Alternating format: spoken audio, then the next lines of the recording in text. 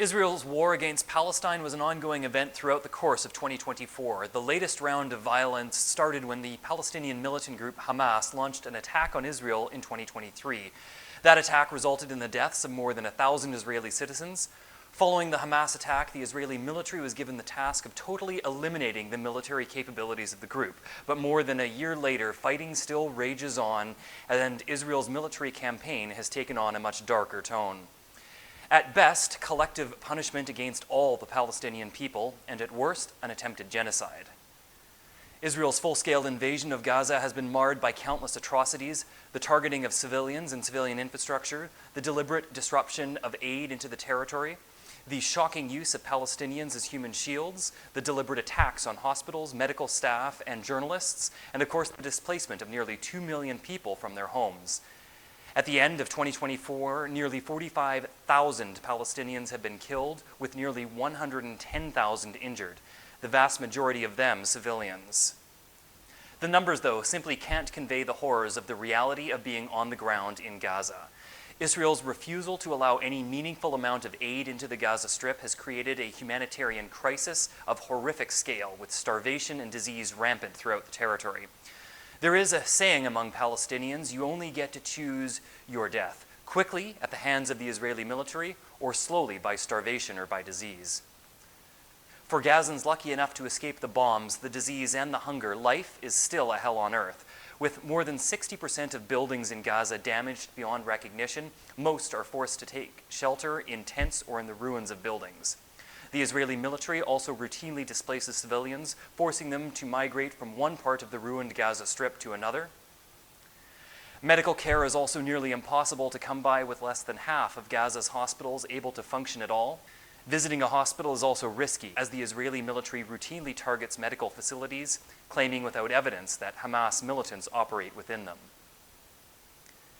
Israel has also been known to target journalists, with more than 130 killed since the start of the war.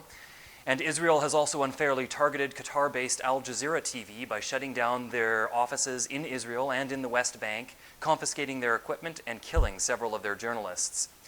Al Jazeera, though, remains one of the few international news organizations to maintain a permanent presence in Gaza and continues to broadcast daily from the Gaza Strip. In November, the International Criminal Court issued arrest warrants for Israeli Prime Minister Benjamin Netanyahu and Defense Minister Yoav Gallant for war crimes committed in Gaza. Israel, however, doesn't recognize the court's authority, meaning it is unlikely that either will ever face trial. Hamas, of course, is far from blameless. They initiated this latest round of violence and have continued to hold more than 100 Israeli hostages. They also continue to launch rockets into Israel, but the disproportionality has been shocking. Throughout the year, there were several attempts at negotiating a ceasefire between the two sides, but so far, all negotiations have failed, and the fighting continues. Of course, nothing in the Middle East happens in a vacuum, and Israel's invasion of the Gaza Strip is one of the sparks that could light the tinderbox that is the Middle East. Following the invasion of Gaza, the Lebanese militant group Hezbollah began launching rockets from Lebanon into northern Israel. Hezbollah, who is aligned with Hamas and Iran, is much more heavily armed, and their ongoing attacks forced the evacuation of several towns in the north of Israel. Throughout much of the year, Israel tolerated the Hezbollah attacks, for the most part trading tit-for-tat fire with the militant group. However, in September, the dynamic changed when Israel escalated things.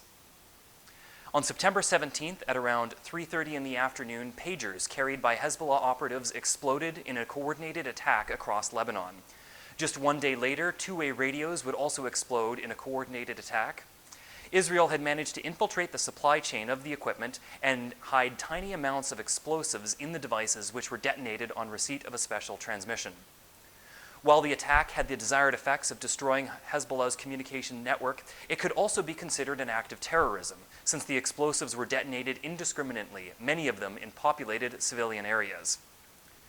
Israel, though, does not care about civilian casualties, and following the pager attack, they began a campaign of air attacks and bombings across Lebanon.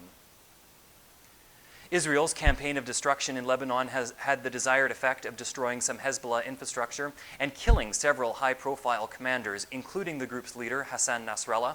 However, the toll inflicted on the Lebanese civilian population is also excruciating, with more than 3,000 people killed, 14,000 injured, and some 1.2 million displaced. Like in Gaza, the vast majority of the casualties are civilians.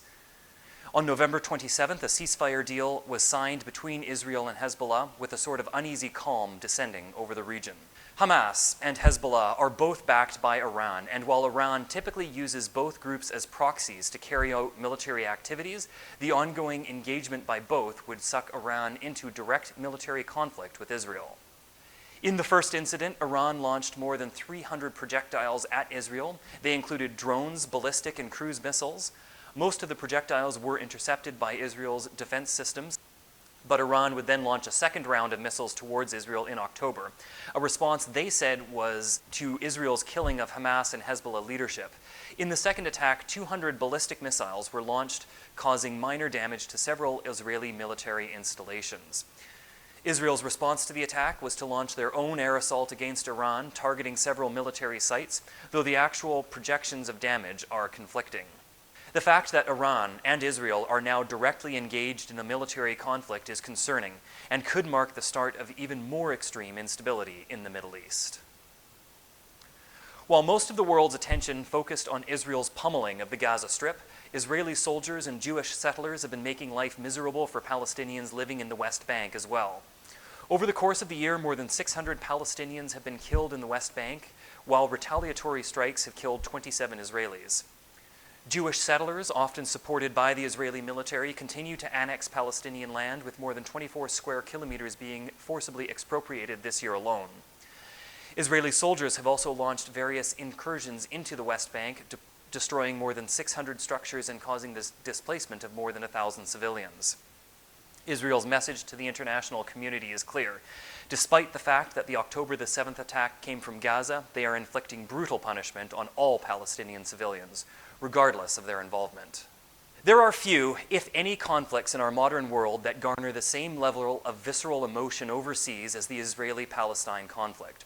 Wherever you go in the world, most people take a side and are increasingly willing to take to the streets to support them. Since the October 7th attacks and Israel's subsequent attack on Palestine, protests both in support of and in opposition to Israel have been taking place all around the world. Many of these demonstrations came to a climax during the summer when student-led protesters set up encampments at university and college campuses across Canada and the United States, demanding that their educational institutions financially divest from companies supporting Israel. While some of the encampments were resolved peacefully, many of them were violently broken up by police, who moved in on university campuses, arresting thousands. The shocking violence used to dismantle what were largely peaceful protests drew sharp criticism from human rights groups and Democratic politicians. As of the end of the year, most of the encampments have been dismantled and a large number of protests have fizzled out. The ongoing crisis has led to a disturbing rise in anti-Semitic and Islamophobic acts across the world. Since Israel launched its full-scale invasion of Gaza, Houthi rebels in Yemen have been launching attacks on both against Israeli and commercial ships passing through the Red Sea.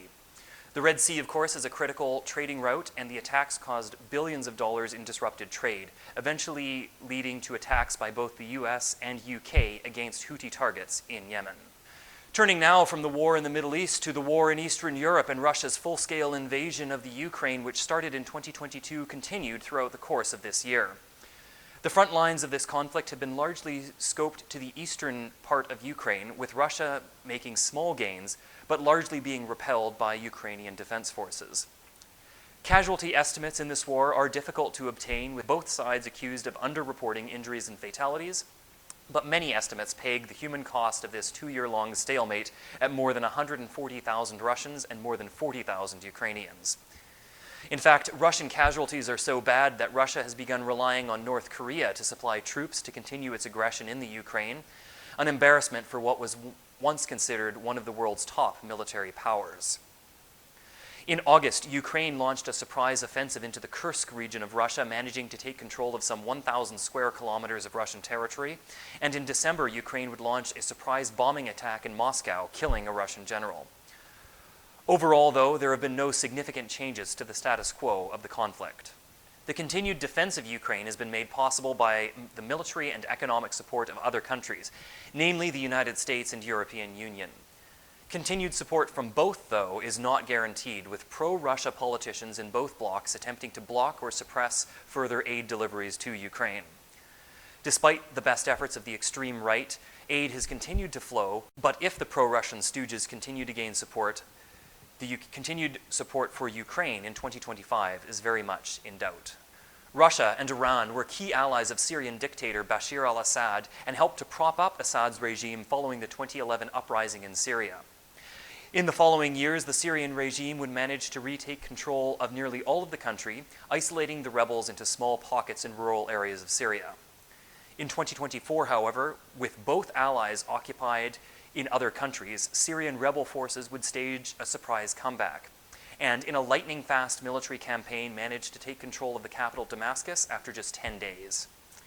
With his military in tatters, Assad fled to Russia, where he was granted asylum, and a coalition of rebel forces took control of affairs in Syria. The fall of the Assad regime marked the end of nearly 50 years of rule by the family and sets the stage for a new era of government in Syria. What remains to be seen is exactly who ends up taking control of the day-to-day affairs in the country, and whether or not the various hardline Islamic militant groups try to turn Syria into an extremist Islamic state. Speaking of governments, the United States held presidential elections in November. Like a bad toe fungus that just won't go away, Donald Trump reappeared at the start of the campaign and easily wrapped the Republican Party around his little finger to cinch the nomination. On the Democratic side, incumbent Joe Biden stated his intention to run again, setting the stage for a rematch between the same candidates as the 2020 general election. For many reasons, this campaign was unlike any other in modern history. There was, of course, the constant stream of lies, disinformation, overt racism, and fascism spewing from Trump and the Republican parties. There were no fewer than 2 assassination attempts on Trump, one of which grazed his ear and caused 1 death in the crowd. There was the deliberate manipulation of the media, both legacy and social, by billionaires to try and get their man, Donald Trump, elected. And of course, the Democrats didn't do themselves any favors when they got the knives out to stab Joe Biden in the back following a particularly poor performance during the first presidential debate. The infighting within the Democratic Party would eventually lead to Biden's withdrawal from the race and propel Vice President Kamala Harris into the candidacy. With the stage set for an historic election on November the 6th, a stark contrast between fascism or democracy, racism or inclusion, dystopia versus hopefulness, and misogyny or equality was set. And in the end, America decided to take themselves down a very dark path, electing Donald Trump for a second term and embracing his politics of divisions. While it remains to be seen what a second Trump presidency will mean for America and indeed the world, it is likely not going to be good. Trump has promised to start trade war with his allies, threatened to use the US military to attack his political rivals, and amplified neo-Nazi and white supremacists.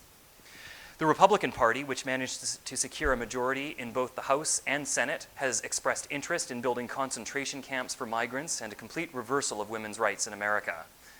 Whether the darkest desires of America's extreme right are realized or not remains to be seen. Part of what makes a second Trump presidency so scary is the fact that the US Supreme Court, stuffed with Trump's cronies during his first administration, essentially handed him limitless powers for as long as he is in office.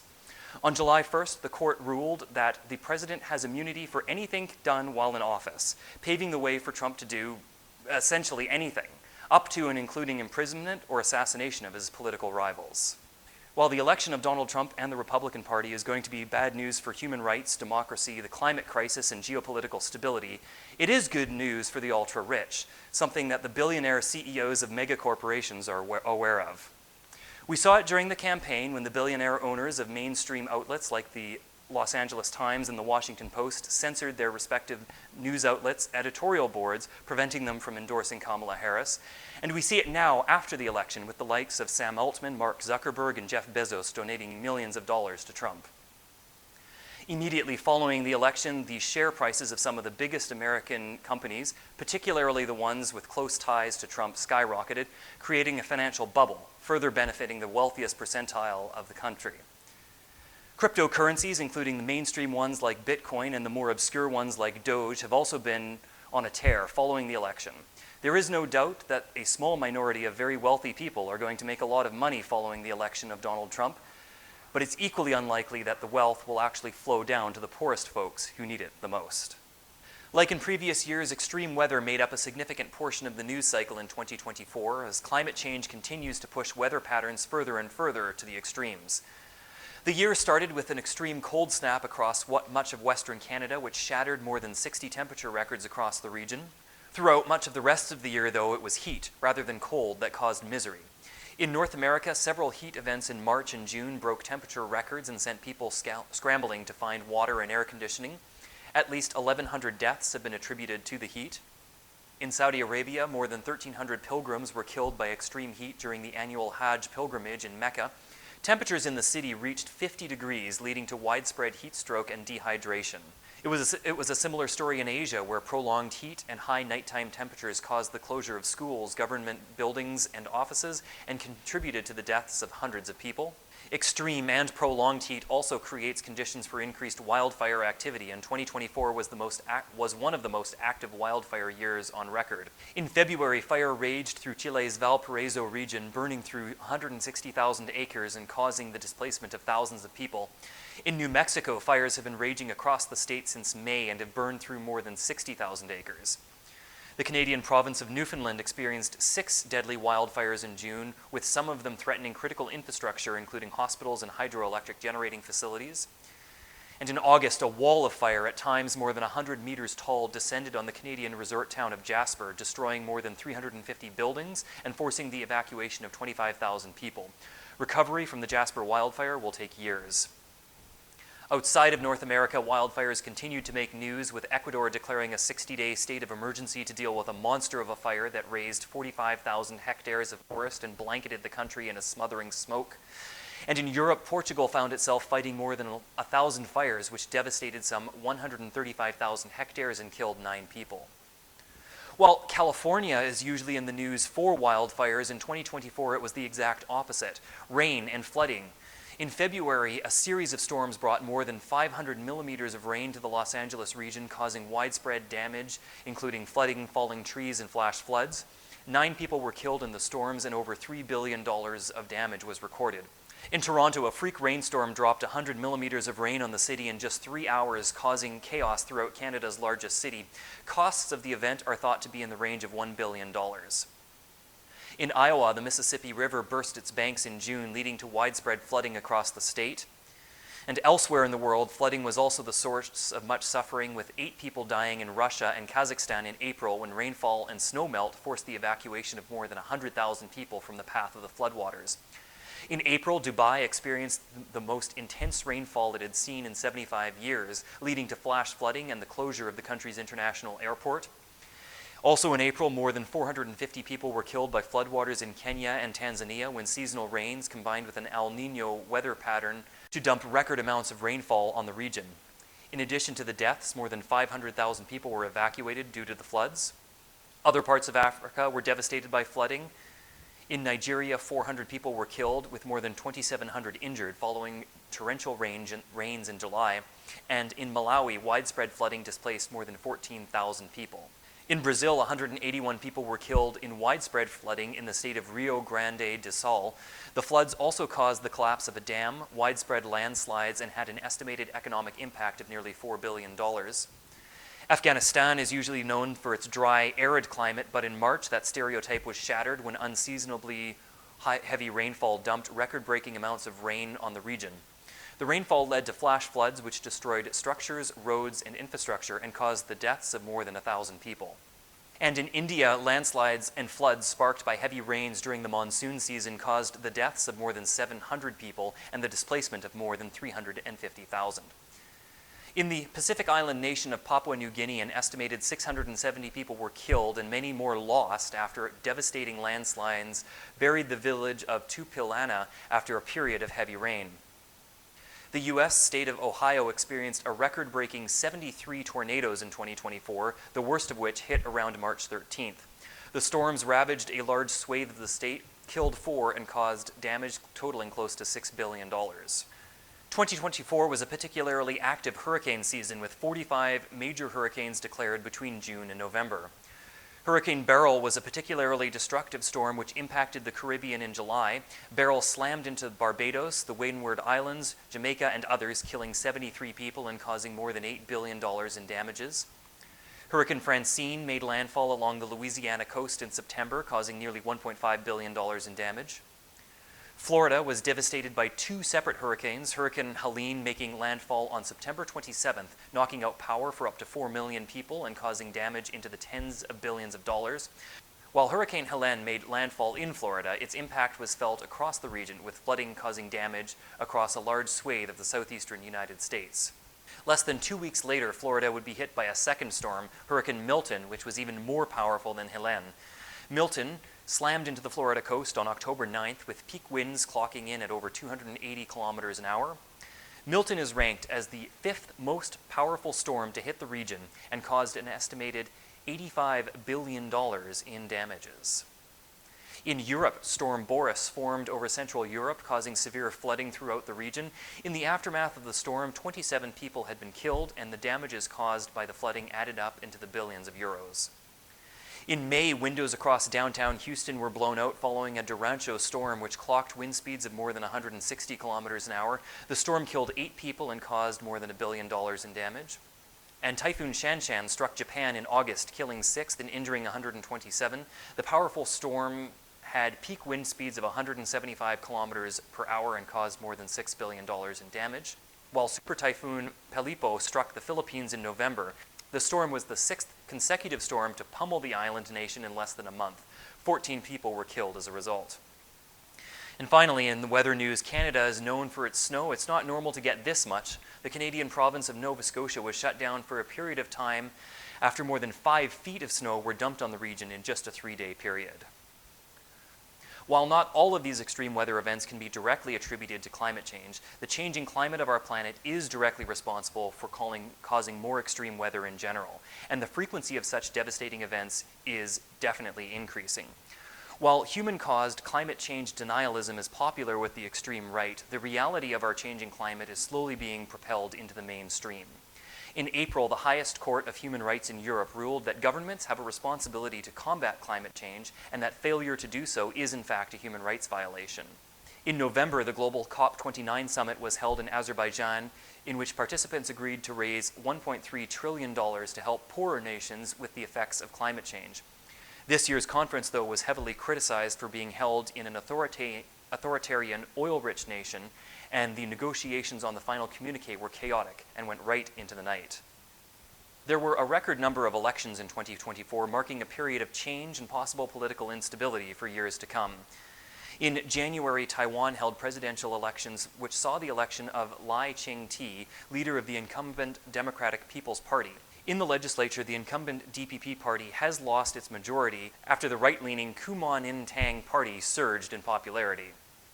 February saw parliamentary elections in Pakistan, which realized the election of Nawaz Sharif and the opposition PML party. The election has been heavily criticized, and the military has been accused of rigging the results in favor of the PML party in order to prevent former President Imran Khan's party from winning. Following the election, protests in support of Imran Khan have flared up across the country. Senegal held elections in March after the Supreme Court overturned the incumbent's decision to delay the elections. Bassirou Diomaye Faye was declared winner, leader of the major opposition party. In May, South Africa held elections which saw the ANC party lose its parliamentary majority for the first time since South Africa's independence. ANC leader Cyril Ramaphosa will now be forced to govern with other parties in order to look after South Africa's affairs for the next 5 years. India's parliamentary elections were held from April to June and saw the re-election of the right-wing Hindu nationalist BJP party. While the BJP once again maintained a parliamentary majority, their support has waned somewhat from previous elections. In June, Mexico held elections which saw the popularity of the leftist Morena party increase and the election of Mexico's first female president, Claudia Sheinbaum. In June, Ursula von der Leyen was re-elected leader of the European Union Parliament after elections were held. Von der Leyen leads the centrist EPP alliance and ensures continuity for the next 5 years for the bloc. Of note, an extremist right-wing party ran in this election and managed to secure some 25% of the popular vote, a sign that extremist ideology is beginning to creep its way into European politics. In June, France held parliamentary elections after President Emmanuel Macron called surprise elections just weeks prior. The result was chaotic, with the extremist right-wing National Rally Party gaining record support in the first round of voting. Following the first round of voting, centrist and left-wing parties worked together to avoid a vote split and managed to prevent the extreme right from gaining a majority. The result is a minority parliament in France in which the members of the left and the center must work together to govern the country, leading to what will likely become a hung parliament. On September 5th, President Macron announced the appointment of Michel Barnier as prime minister, a right-leaning figure. Barnier lost significant support in Parliament after he forced through a 2025 budget that saw a reduction in social security benefits, and on December 2nd, Barnier was ousted from Parliament after losing a vote of no confidence. Venezuela held presidential elections on July 28th, after which the incumbent Nicolas Maduro was declared winner. The results of the election are widely considered to be rigged, and violent protests broke out in opposition to the results. While the protesters have received popular support, they have largely been quashed by government forces. A major political upset occurred in the United Kingdom following parliamentary elections in July. The UK's left-of-centre Labour Party, led by Keir Starmer, secured a landslide victory with 411 seats in Parliament. The Conservatives, who had been plagued by chaos and infighting over the past several years, lost a staggering 241 seats, with the left-wing Liberal Democrats increasing their seat count by 64. The UK also saw the creation of its first populist extreme right party, running on a platform of xenophobia and misinformation, and led by Nigel Farage. On August 5th, the Bangladeshi government collapsed after Prime Minister Sheikh Hasina resigned following months of protests against her rule. Hasina's resignation followed months of protests organized by the opposition. Throughout her rule, Hasina has been criticized for eroding democracy in Bangladesh and causing the forced disappearance of her political opponents. Following the collapse of her government, Nobel Peace Prize winning Mohamed Yunus was appointed leader of the interim government in Bangladesh. Yunus heralds a new era for the country and promises to launch investigations into the atrocities of the previous government and improve the lives of Bangladeshi civilians. In October, parliamentary elections were held in Georgia, after which the pro-Russia right-wing Georgian Dream Party was declared the winner. Following the results of the election, protesters took to the streets claiming the election had been rigged, a stance supported by the Georgian president. In November, Georgian Dream announced that they would be halting accession talks with the European Union, further dragging the country towards the Russian sphere of influence. The fallout was nearly immediate. Protesters took to the streets en masse to protest the move, violently clashing with police and security forces. Protests are ongoing today, more than a month after they began. Germany doesn't have national elections until 2025, but the extremist right Alternative for Deutschland party, which has been likened to the 1930s Nazi party, has been making gains in local elections and has been growing in popular support nationally. It remains to be seen what 2025 will bring for Germany. The shocking election results in the United States and the instability around the world is revealing a general trend, that of dissatisfaction with the status quo, and a willingness to take that dissatisfaction out on incumbent governments. Much of the current dissatisfaction has been linked to inflationary pressures, something that has been felt by farmers and agriculture workers. In both Germany and Spain, farmers caused gridlock, organizing mass protests in city centers. Those protests sparked other demonstrations around the world in places like Greece, Poland, the Czech Republic, and even India, some of which turned violent. In March, gang violence spread to Haiti's capital, Port-au-Prince, with the goal of ousting President Ariel Henry. Gang leaders orchestrated a prison break, resulting in the escape of more than 4,000 inmates who quickly overwhelmed the police. As the situation in Haiti's capital degraded, many countries, including the EU and the US, evacuated their embassy staff. On March 12th, Henry announced that he would comply with the demands of the gangs and resign. However, the vast majority of Haiti remains under control of violent gangs to this day. It's estimated that some 700,000 people have now been displaced as a result of the conflict, and as many as 10,000 may have been killed. In January, Ecuador declared a state of emergency after the escape of a drug lord prompted gang violence to break out across the country. Police and paramilitary forces declared war on the drug gangs, which had taken over 130 hostages and even took over a television station live on the air. While security forces have largely managed to regain control of the capital, gang violence continues to be an ongoing problem in Ecuador. South Korean President Yoon Suk-yeol was impeached on December 14th after attempting to declare martial law on December 3rd. On the evening of the 3rd, Yoon declared that martial law was required to protect the country from anti-state forces, though it is widely believed that it was an attempt by an unpopular president to consolidate power. Backlash was near immediate, and Yoon was forced just 4 hours later to rescind the declaration. While a first impeachment attempt failed, Yoon was successfully impeached following the loss of support from his own political party, and South Korea is currently governed by an interim president, Han Duck-soo. It has been described as the costliest man-made disaster in history. Early in the morning of July 19th, CrowdStrike issued a definition update to its popular Falcon security software, causing millions of computers around the world to simultaneously crash. Many of these computers were used to run critical infrastructure, such as hospitals, airlines, 911 systems, television broadcasts, and others. The fallout from the outage lasted for weeks, as many of the systems had become so corrupted they needed to be repaired manually, and the economic fallout from the disaster is estimated to be about $10 billion. Shockingly, CrowdStrike is still a company, and CEO George Kurtz is still running the show. However, legal departments around the world are undoubtedly exploring their options following the incident. The future of CrowdStrike after such a very public gaffe is uncertain. In 2023, OpenAI awed the world with the release of ChatGPT. ChatGPT is a large language model, or LLM, which interacts with users as though it were a real person. The AI, which can help automate countless mundane tasks, has sparked a new space race, with companies pissing themselves with excitement as they try to introduce new AI-powered features into their platforms. Since the release of ChatGPT, we have seen Google and Microsoft integrate LLMs directly into their products, and Apple is supposedly working on bringing one to newer iOS devices.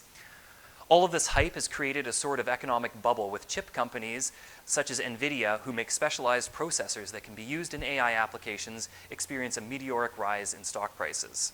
There is, of course, no doubt that LLMs have a place in a future tech-centric society. The time they can save when used correctly is a massive productivity boost and can undeniably lead to better, more efficient work. At the same time, AI introduces a whole new set of problems and challenges that need to be considered.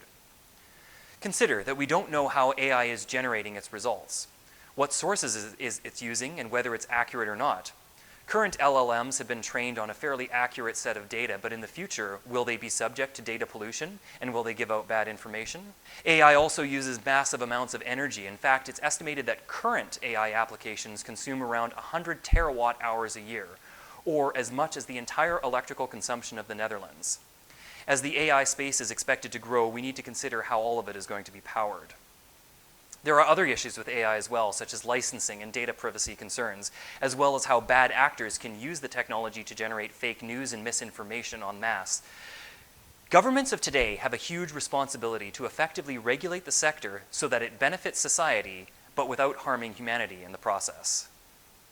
On March 26th, just after 1:28 a.m. local time, the container ship Dali struck the Francis Scott Key Bridge in Baltimore, causing it to collapse. At the time of the collapse, the bridge had been closed for construction and only 6 people were killed in the accident. Had the bridge been open, the death toll could have been much worse. The incident occurred after the ship lost power and was unable to steer itself away from the bridge, resulting in the collision, and it's estimated that it will take 4 years to rebuild a replacement bridge, and it will cost nearly $2 billion. In 2023, fighting broke out between the government and paramilitary forces in Sudan, and throughout 2024, that conflict has been ongoing. The conflict has killed many thousands of people, and as many as 24,000 by some estimates. It's displaced more than 14 million and contributed to a famine raging across the nation. Today, the country remains in a state of war, with different pockets of the country controlled by different groups and no real progress being made towards a ceasefire. On July 16th, protesters in Kenya took to the streets en masse to protest against the government's proposed tax increases. Protesters clashed with police in the central business district, and at least 50 people are reported to have been killed in the chaos. In response to the protests, Kenya's president withdrew the bill, citing its unpopularity. On March 22nd, a coordinated terrorist attack left 145 people dead and more than 500 injured in a concert hall in Moscow. The attackers, who were inspired by the so-called Islamic State, used automatic weapons to fire into the crowd and slashed at people with machetes. They also set the building on fire and used explosives. The perpetrators, who were not killed during the attack, were apprehended and are charged with terrorism offenses. In the UK, 3 people were killed and 10 injured after a mass stabbing attack took place at a children's dance party in Southport in the UK. The 17-year-old perpetrator has been diagnosed with autism, and motivation for the attack is unclear. Following the stabbing, misinformation spread rapidly online, and right-wing conspiracy theorists pushed a story about the attacker being a recent immigrant to the UK and a Muslim. Fueled by anger and the dangerous misinformation, hundreds of protesters gathered outside the Southport Mosque and quickly began rioting.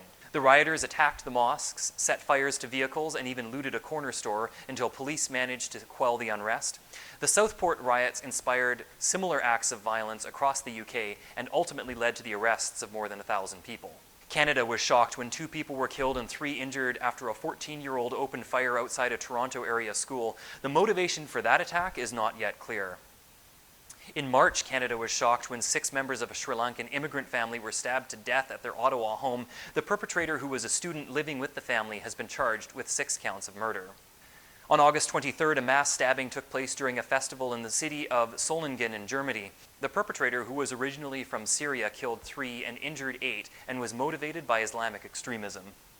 A tragic terrorist attack took place at a Christmas market in Magdeburg in Germany on December 22nd when a 50-year-old psychiatrist drove his vehicle into the crowd. 5 people were killed and more than 200 injured. Motivation for the attack has not been confirmed, but based on the perpetrator's social media activity, he was angry about the way Germany had begun treating immigrants in recent years. In February, 33 people were killed in a mass shooting at a parade in Kansas City. The parade was held in celebration of the Kansas City Chiefs winning the Super Bowl some days earlier. In total, 4 people were arrested and charged with the shooting. At the Appalachia High School in Georgia, a 14-year-old gunman shot and killed 4 people and injured 7 others. The shooter himself was charged with 4 counts of felony murder, while his father was charged with second-degree murder and involuntary manslaughter for providing the gun to his son. Prosecutors argued that the father ignored obvious signs of mental illness and caused the shooting to happen by providing the deadly weapon to his child. The COVID-19 pandemic cultivated a shocking amount of misinformation regarding vaccines and medical care. It has become politically popular to promote these crackpot theories, particularly in the extreme right. The result is that vaccine skepticism is at an all-time high, which predictably has led to a resurgence of diseases long thought to be eradicated. In 2024, measles cases were up 20% from the previous year, with some of the worst outbreaks occurring in the US and Canada, while vaccination rates in those countries keep falling. It's clear that fake news and misinformation has a very real consequence. In August, the World Health Organization declared Mpox, formerly known as monkeypox, a public health emergency. Over the course of the year, Mpox cases have been spreading throughout Africa, and the disease continues to cause carnage at an alarming scale, with more than 500 deaths this year alone. 2024 was a rough year for Boeing. In January, an Alaska Airlines flight made headlines after a door plug was ripped off the body of the plane. Fortunately, no one was injured seriously during the incident, which prompted an emergency landing. Investigators indicate that the plug was likely not installed correctly at the factory. Following the door plug debacle, CEO Dave Calhoun was forced to resign as part of an upper management shakeup at the company. And the tough times would continue for the embattled aerospace firm after workers walked off the job in September, demanding sharp wage increases and an improved pension plan. The strike would last for more than 50 days before coming to an end on November 5th after an agreement was signed. In January, a fatal collision occurred at Japan's Haneda Airport when Japan Airlines Flight 516 collided with a Coast Guard plane on the runway. 5 of the 6 passengers on the Coast Guard plane were killed in the incident, while all of the passengers on the Japan Airline flight were rescued. On August 9th, Vopass Flight 2283 crashed in Brazil's Sao Paulo state. All 62 people on board the plane were killed, and the cause of the crash is under investigation. 1 passenger died on a Singapore Airlines flight from London to Singapore after the plane encountered severe turbulence over Myanmar. The incident, which occurred during meal service, caused injury to 104 other passengers. Many scientists say that unexpected, severe turbulence is a phenomenon worsened by the effects of climate change. Iran's President Ibrahim Raisi was killed in a helicopter crash on May 19th. The aircraft, which had taken off from Azerbaijan, crashed near the Iranian border and left all 8 passengers dead. The crash is not thought to be suspicious, and Raisi was succeeded by Mohammad Mokbar. In January, Japan was rocked by a magnitude 7.6 earthquake off the coast of Noto. The quake occurred at a depth of 10 kilometers and caused widespread damage and more than 500 fatalities. In April, a magnitude 7.4 earthquake struck off the eastern coast of Taiwan, leveling buildings and killing 18. While fatalities in this quake were low, more than 1,100 people were injured as a result of the quake. On March 7th, Sweden ascended to full NATO membership, becoming the 32nd member of the Defense Pact. Sweden and Finland formally applied for NATO membership after Russia's unprovoked invasion of the Ukraine in 2022. Prominent Russian political activist Alexei Navalny was pronounced dead on February 16th. Navalny had returned to Russia in 2021 and was almost immediately jailed. The circumstances surrounding his death are, of course, clouded in secrecy, but U.S. intelligence sources report that it was likely not directly ordered by Vladimir Putin. Navalny's wife has vowed to carry on his fight. In July, Kenyan police arrested a serial killer who admitted to killing 42 women and dumping their bodies in a quarry. As the police worked to recover the bodies, they were heckled and even attacked by protesters who were sent there by online misinformation claiming the bodies were killed by the police themselves during the country's recent unrest. Relations between Canada and India hit new lows after both countries expelled each other's diplomats. The expulsions occurred in the aftermath of the 2023 murder of Hardeep Singh Nijjar, with Canadian investigators claiming that some of India's top diplomats within Canada were suspects of interest in the case. While India officially denies any involvement, its Hindu nationalist government has long been accused of persecution of Sikhs overseas. More than 100 people were killed in the Democratic Republic of Congo following a failed prison break at the Makala prison. Many of the dead were shot by security forces or died of suffocation in the resulting crush. Just after 1 a.m. local time, a fire started in Bangladesh's Cox's Bazar, the world's largest refugee camp housing millions of displaced families from Myanmar. The fire quickly spread through the shanty town and destroyed more than 800 structures. In its aftermath, more than 3,500 people were left homeless, and the death toll is difficult to tally. 1 person was killed and 34 hospitalized after E. coli bacteria was found on onions sold at McDonald's restaurants throughout the United States. The bacteria was primarily spread through the company's Quarter Pounder burgers, and the source of the bacteria is not known. Trains across Canada ground to a halt in August after labor disputes between unions and 2 rail companies broke down. While the unions threatened to strike, both corporations would take the first move, locking out some 9,300 employees and shutting down the rail network coast to coast. The strike would last just 4 days after the Labor Relations Board ordered the workers back to the job, but it caused billions of dollars in knock-on effects for the Canadian economy. In December, the CEO of United Healthcare was shot and killed by a 26-year-old assassin while attending a conference in New York City. Motivation for the shooting is not entirely clear, but healthcare in the United States is deeply inequitable, and the actions and social media ramblings of the assassin indicate that it was a factor. TikTok is used by millions of people around the world for entertainment, information, and sometimes even to make a living. TikTok is owned by ByteDance, a Chinese company, and has been in the crosshairs of the United States government for a while now. In 2024, the U.S. gave the platform an ultimatum: divest its U.S. assets by selling to an American company or face a ban within the continental United States. TikTok has been fighting ever since, and in 2025 we should see a Supreme Court decision as to what its future is. Elon Musk's private space exploration company SpaceX successfully conducted the world's first civilian spacewalk in September. Over the past few years, billionaire CEOs have become obsessed with space, spending vast amounts of money launching private space programs. SpaceX has been one of the most successful, and the walk marks yet another step towards the commercialization of outer space. The 2024 Summer Olympics were held in Paris, France, with athletes competing in more than 300 different events. The lead up to the Games was embroiled in controversy, with pollution levels in the Seine River almost too high for competition. France's railway network was also vandalized 1 day ahead of the Games, with dozens of trains delayed or cancelled due to attacks on the control infrastructure. In the end, though, the Games went ahead and were considered a success. In May, Ticketmaster announced that it was the victim of one of the largest-scale data breaches in history.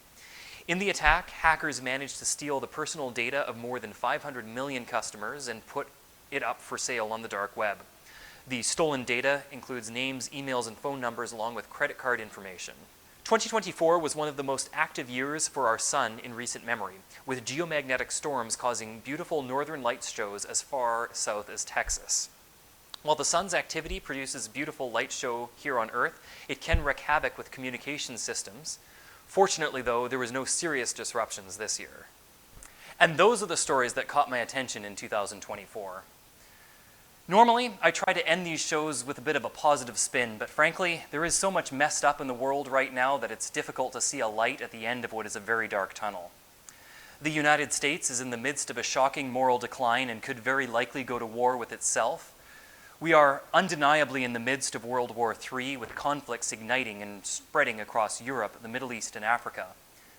The climate crisis gets ever more real, with extreme weather events now affecting every corner of our planet, while our leaders can't even agree that it's happening.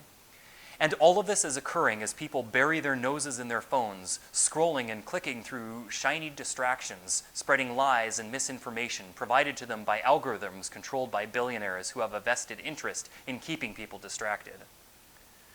We, as a society, are more divided than ever before, more willing to fight than to discuss, more willing than ever to join a riot, a lynch mob, or neglect the wishes of others. And a large part of that has to do with these devices in our pockets. I will end with this. While the world is in a very dark place right now, we as humanity may still have a chance to turn it around. Rather than getting riled up about whatever shiny distraction Elon Musk, Mark Zuckerberg, or Donald Trump wants you to look at, put the phone away and take a break. Read a book, take a walk in the park, visit a coffee shop, just do something away from social media. And maybe, just maybe, if enough of us do that, we can reverse this tide of division and start working together to solve problems. After all, humans are naturally good at it. From all of us here at iNet, best of luck in 2025, and I'll see you in the new year.